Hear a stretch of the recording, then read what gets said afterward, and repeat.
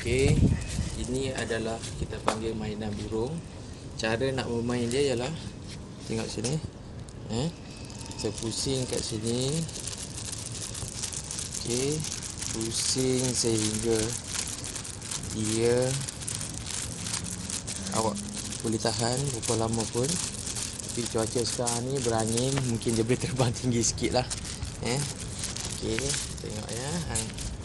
Kita akan lepaskan dia. Okey, awak duduk situ je.